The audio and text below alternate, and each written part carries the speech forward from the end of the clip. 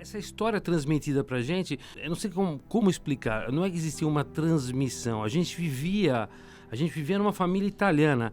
Então não é meu avô não contava pra gente, olha, a gente é italiano por causa disso, a gente é italiano por causa daquilo. Era natural, a gente vivia num mundo italiano em São Paulo. Então a gente escutava música italiana, a gente comia comida italiana, a gente falava da Itália como se fosse o natural pra gente.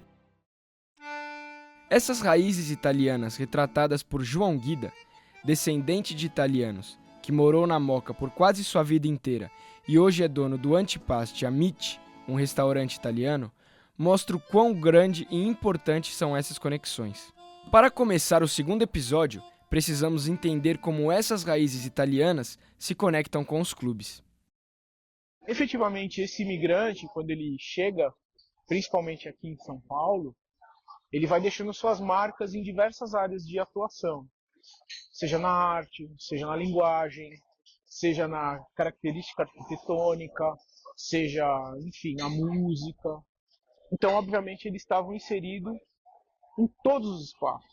Não dá para se conceber uma cidade como a nossa, uma cidade-província, onde não tivesse italiano. E no esporte não seria diferente. Essa voz que você acabou de escutar pertence ao jornalista, autor de diversos livros e historiador esportivo Fernando Galuppo.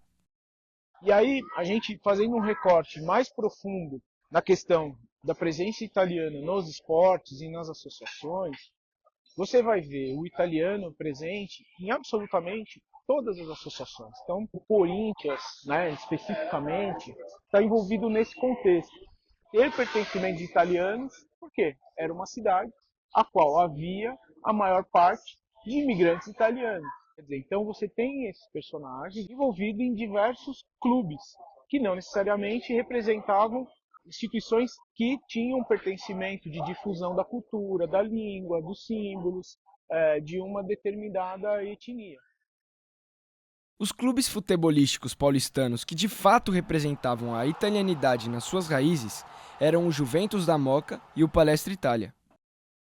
Puxa, a gente mora na Moca, a gente é italiano, a gente prestigia as coisas italianas. Não porque a gente não gosta das outras coisas, mas a gente acaba vivendo na nossa comunidade. Meu pai foi ser sócio do Juventus, tanto que o título do meu pai de Juventus é um dos primeiros meus. Meu pai era sócio remido do Juventus. O Palmeiras é outro ponto de convergência, não o Palmeiras pra gente, a gente pro Palmeiras.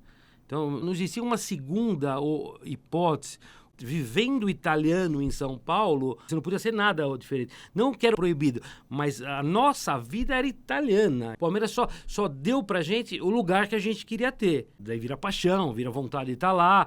Mas o princípio lá no meu avô, no meu nono, no meu pai, era por causa disso. Você fala o mesmo idioma, você faz as mesmas coisas, você come as mesmas coisas, você torce para o mesmo lugar. Essas histórias se unem por uma linha, temporal e emotiva, guiada por paixão, futebol e nacionalidade. No próximo episódio você irá entender como foi a criação do Palmeiras até os tempos atuais. Não perca!